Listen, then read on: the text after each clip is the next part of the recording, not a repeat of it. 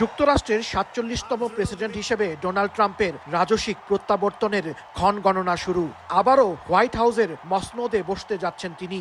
একবার প্রেসিডেন্ট হওয়ার পর হেরে গিয়ে আবারও ক্ষমতায় আসা মার্কিন ইতিহাসে নজিরবিহীন ঘটনা। তাই ঐতিহাসিক অভিষেক অনুষ্ঠান ঘিরে কৌতূহলের অন্ত নেই। আগের দিনের আতশবাজি উৎসবের পর প্রেসিডেন্ট হিসেবে শপথ নেয়ার আগে রোববার সর্বশেষ র্যালিতে অংশ নেন ট্রাম্প। বৈরী আবহাওয়ার মধ্যে ওয়াশিংটন ডিসিতে সমাবেশে অংশ নিয়ে ট্রাম্প বলেন, বিশ্ববাসী এবার নতুন এক আমেরিকা দেখবে। We begin a brand new day of American strength and prosperity, dignity and pride. I'm thrilled to be back with so many friends.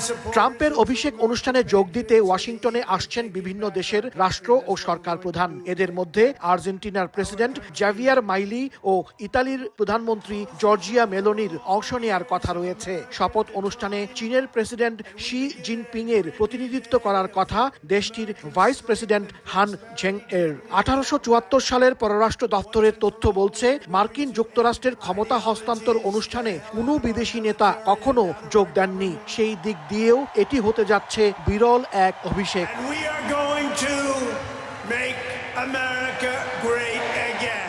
2021 সালে জো বাইডেনের অভিষেক অনুষ্ঠানে নজিরবিহীনভাবে অনুপস্থিত ছিলেন ডোনাল্ড ট্রাম্প। কিন্তু সেই বাইডেনই শুধু নন, ট্রাম্পের শপথ প্রত্যক্ষ করবেন সাবেক president Bill Clinton, George W Bush এবং বারাক ওবামাও। এমনকি ট্রাম্প যাকে নির্বাচনে হারিয়েছেন সেই কমলা হ্যারিসেরও উপস্থিত থাকার সম্ভাবনা প্রবল। ট্রাম্প প্রশাসন থেকে আমন্ত্রণ জানানো হয়েছে টেসলার ইলন মাস্ক, ম্যাটার মার্ক জাকারবার্গ, অ্যামাজনের জেফ বেজোস, অ্যাপেলের টিম কুক, টিকটকের সু চিউ এবং গুগলের সুন্দর পিচাইকে।